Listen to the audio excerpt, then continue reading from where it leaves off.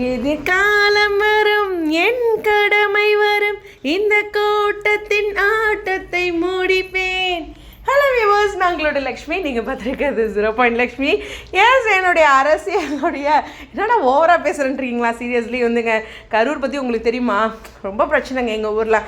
இங்கேருந்து ஒரு ஸ்டெப் எடுத்து வைக்கிறது ரொம்ப ரொம்ப கடினமான ஒரு பண புழக்கம் அதிகமாக பயன்படுத்துகிற ஒரு இடம். பேரெலாம் உங்களுக்கு சொல்லவே வேண்டியதில்லை. உங்களுக்கு தெரியும் கரூர் சம்பவமே எந்த அளவுக்கு அப்படின்னு இருக்கும். அதுவும் என் ஏரியாவில் என் மக்கள் எவ்வளோ பேர்த்தோட உயிர் போயிருக்கு, எவ்வளோ பேர் எவ்வளோ கஷ்டங்களை சந்திக்கிறாங்க. அந்த ஒரு 10 நாளில் ஒரு வலையில் சிக்க வச்சிடுறாங்க. மக்கள் ரொம்ப கஷ்டப்பட்டு அதுலேருந்து அதுக்கப்புறம் அவங்க படுற கஷ்டம் இருக்கு இல்லையா? அதுவும் இந்த ப்ரெக்னென்சி டைம்லலாம் எங்கள் ஏரியாவில் இருக்க அந்த சில அடிப்படை பிரச்சனைகளுக்கு, தண்ணீர்லேருந்து அடிப்படை பிரச்சனைகளுக்கே எவ்வளோ கஷ்டப்பட்டாங்க.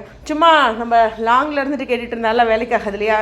உள்ளே ஒரு கால் வச்சு அப்புறம் உரிமையாக கேட்கலாம் அப்படிங்கிறதுனால என்னுடைய ஒரு பயணம். ஆனால் சும்மாலாம் உள்ளே போக முடியாதுங்க. அம்மா அப்பாவுடைய நேமோட செல்வாக்கை வச்சு தான் நான் போயிருக்கேன். அது ஒத்துக்கிறேன். நம்ம அவங்க பிள்ளை நம்ம கேட்காம என்ன இல்லையா? அம்மா அப்பா சேர்த்த சொத்து எப்படி எனக்கோ, அவங்க வாங்கின பேர் சீரியஸாக நான் பல முறை சொல்லியிருக்கேன். அவங்க வாங்கின பேரை நான் வச்சுருந்தாவே போதுங்க. எனக்கு அவ்வளோ ஒரு அழகான பேர் அவங்க இங்கே ஏற்படுத்தியிருக்காங்க. ஸோ அந்த ஒரு செல்வாக்கில் நான் சில விஷயங்கள் உரிமையாக பொதுவாகவே நான் கேட்குற ஆள் தான். பட் இருந்தாலும் இன்னும் அதில் ஒரு கால் வச்சு கேட்கலாம் அப்படிங்கிறதுக்காக தான் இந்த பயணம். ஸோ ஏஜெண்ட்டாகவும் ஃபஸ்ட் டைம் போயிருந்தேன். நிறையா அங்கேயும் சில கேள்விகள், அதுக்குள்ளே என்னென்ன பண்ணுவாங்க, எக்ஸ்பீரியன்ஸுங்க. லைஃப்பில் எல்லாமே ஒரு எக்ஸ்பீரியன்ஸாக ஃபேஸ் பண்ணணும் அப்படிங்கிறத நான் நினைப்பேன். ஒரு பொண்ணாக பிறந்துட்டோம், ஓகே, அம்மாக்காக நான் விஷயங்கள் செஞ்சாச்சு. அடுத்து அம்மாவும் நான் சில விஷயங்கள் செஞ்சுட்டு தான் இருக்கேன் பிரணவுக்கு. பட் பேரலாக சமூகத்துக்கும் வரணும் அப்படிங்கிறது என்னுடைய ரொம்ப நாள் ஆசை. அது அரசியல் மூலமாக தான் வரணுங்கிறது இருக்குன்னா பண்ணிக்கலாம் அப்படிங்கிறது தான். பெரிய லெவலுக்கு அரசியலுக்குள்ளே போக மாட்டேன். பட் எனக்குன்னு அந்த வலை இருக்கு இல்லையா, அதை ஒரு ரவுண்ட் வச்சு அந்த இடத்துல இருந்து நம்ம மக்களுக்கு செஞ்சால் போதும். ஏன்னா நம்ம பொறுப்புகள் வீட்டில் இருக்கு இல்லையா, அதையும் நம்ம பார்க்கணும். இருந்தாலும் ஒரு நாளில் ஒரு குறிப்பிட்ட டைம் கூட மக்களுக்காக செலவு பண்ணலைன்னா எப்படி அப்படிங்கிற ஒரு விஷயந்தான். ஹலோ வியூவர்ஸ், நான் உங்களோட லக்ஷ்மி. நீங்கள் பார்த்துருக்க 0 லக்ஷ்மி. சாரிங்க, உங்ககிட்ட சொல்லாமல் நேற்று நான் லீவ் எடுத்துட்டேன்.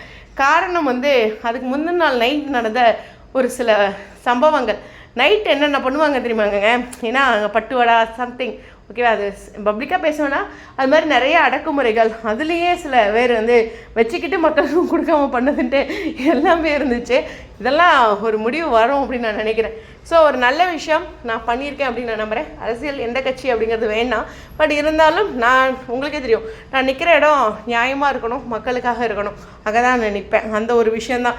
பட் நான் நிற்கிறது இங்கே தான் நான் நிற்கிறேன், இவங்களோட பொண்ணாக நான் நிற்கிறேன் அப்படிங்கிறதெல்லாம் தெரியாமல் அந்த இடத்துல நிற்கும்போது அந்த வேட்பாளர் கண்ணே நீ வந்திருக்கிறியா அப்படின்ட்டு அந்த ஏஜென்ட்டாக என்ன எதுவுமே வெளிக்காட்டிக்கவே இல்லை.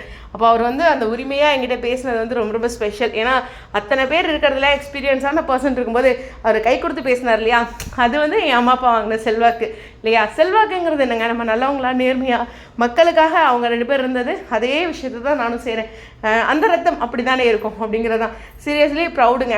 ஏன்னா அரசியல்லாம் நான் நினச்சிட்டு இருந்த ஒரு பார்வை இருக்குது. பட் இருந்தாலும் அது ஒரு பியூட்டிஃபுல் பாண்டிங்க. மக்களோட நல்ல விஷயங்கள் செஞ்சு அவங்களுடைய அந்த ஒரு புன்னகை இருக்கு இல்லையா, அதை பார்க்கும்போது ஒரு செமையாக இருந்துச்சு. ஸோ அவங்களுடைய ஒரு நம்பிக்கை, இந்த முறை நான் பண்ண கட்சி ஜெயிக்குங்கிறதுல எனக்கு 100% நம்பிக்கை இருக்குது. 95% போலிங் நான் வாங்கி கொடுத்துருக்கோம் நாங்கள் எல்லோரும் சேர்ந்து. அது ரொம்ப பெரிய விஷயம். 91 அப்படிங்கிறது கரூர்லேயே தமிழ்நாட்டிலே ஹையஸ்ட் போலிங். ஸோ அந்த மாதிரி ஒரு நல்ல விஷயமும் எங்கள் மக்கள் ஏற்படுத்தியிருக்காங்க. காரணம் நாங்கள் பட்ட கஷ்டம் அப்படி இருக்குது. மற்ற எல்லாத்த விட இந்த வெயில் எங்களுக்கு எப்படி அதிகமோ, மற்ற எல்லாத்த விட சில பிரச்சனைகளும் எங்களுக்கு எல்லாத்த விட அதிகம். இங்கே காரணமானவர்களை பற்றி நான் சொல்லணுங்கிறது இல்லை மீண்டும். ஸோ அரசியலாக நான் டோட்டலாக பேசலை. பட் உங்கள்கிட்ட சில விஷயங்கள் சொல்லணும் அப்படின்னு நான் தோணுச்சு. ஸோ புரியுதல், நேற்று ஃபுல்லாக அரசியல் களத்துலேயும் இதோ ஏஜெண்ட்டாக என்னோடய ஐடி கார்டு. ஸோ அந்த மாதிரி ஒரு முக்கியமான ஒரு பயணத்தில் ஒரு பங்களிப்பாக இருந்ததில் பெருமைப்படுறாங்க. உண்மையுமே அரசியலுங்கிறது வேறு மாதிரி இல்லை, மக்களுக்கு ஒரு சேவை செய்கிற ஒரு பியூட்டிஃபுல் பிளாட்ஃபார்ம். அதை சரியாக பயன்படுத்திக்கணும். பண நோக்கத்தோடு நம்ம இந்த பக்கம் பேரலாக சம்பாதிக்கணும், நம்ம சம்பாதிக்கணும், ஓகே, உழைச்சி சம்பாதிக்கணும், பேரலாக வர விஷயங்களை மக்களுக்கு செய்யணும். இது 2 நோக்கத்தோடு தான் நான் வந்திருக்கேன். அது ஒரு புரிதலுக்கு அதுலேருந்து ஒரு 50 காசு கூட எனக்கு வேண்டாம், அந்த ஒரு எண்ணம் எனக்கு தெளிவாக இருக்கேன்.